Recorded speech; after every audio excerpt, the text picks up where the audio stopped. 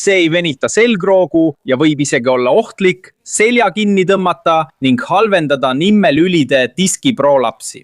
Selles videos õpetan sulle, kuidas turvaliselt kodus selgroogu venitada lihtsal viisil, eriti kui sul on nimmelülide diskiprolaps või nimmepiirkonna artroos. Ja mis kõige parem, sa näed, et selle venituse tegemiseks ja selgroo lõdvestamiseks ei pea olema noor, sale ega väga paindlik.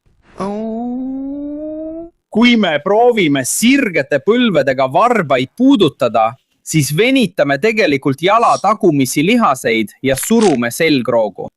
Tegelikult on see venituse tüüp selgroo jaoks ohutu ainult ühes olukorras. Kui sa suudad ettepoole kummarduda nii, et su selgroog jääb peaaegu sirgeks.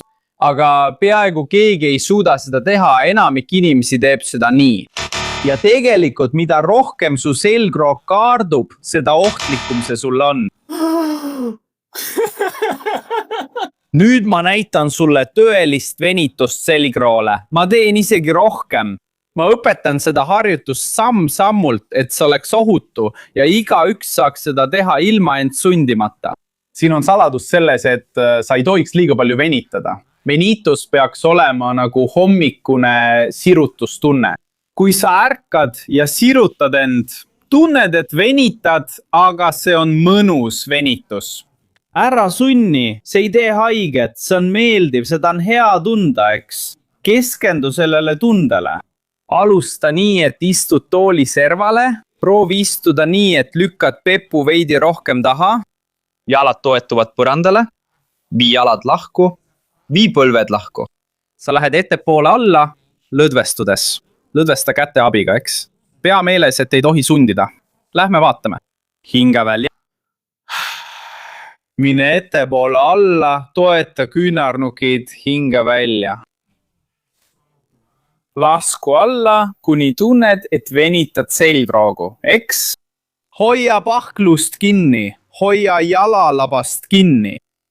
Kui saad, jõua põrandani. Ja lihtsalt löögastu. Tähelepanu, kui sul on pea tõstetud ja lõug ees, proovi lõõgastuda. Kui sul on raskusi, võid teha nii. Vaata, nooguta pead koos hingamisega. Vaata, hinga sisse, hinga välja ja lõdvesta pea. Sa jääd keskendunult sellesse selja sirutamise asendisse, hingates aeglaselt ja lõdvestunult. 30 sekundist kuni 1 minutini. Seejärel tõused aeglaselt üles samuti käte abiga, vaata nii. Hoia kinni jalalabast või pahkluust. Toeta küünarnuk põlvele ja tõuse aeglaselt, omas tempos, ilma kiirustamata. Ja siin proovi oma selgroogu sirgendada, justkui ehitaksid seda alt üles. Seejärel hinga rahulikult sisse ja välja ning ütle mulle, mida sa tundsid. Oi, kui mõnus! Ja et su selg veelgi paremini tunneks, õpetan sulle 4 harjutust, mida mina enne magama minekut teen, et oma selgroogu puhkuseks ette valmistada ja hommikul mitte kangena ärgata.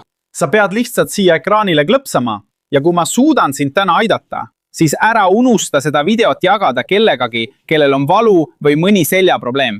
See ongi kõik, mida ma palun. Lase sellel videol jõuda ja aidata neid, kes vajavad abi. Ma lõpetan siin, suur kallistus ja järgmise korrani.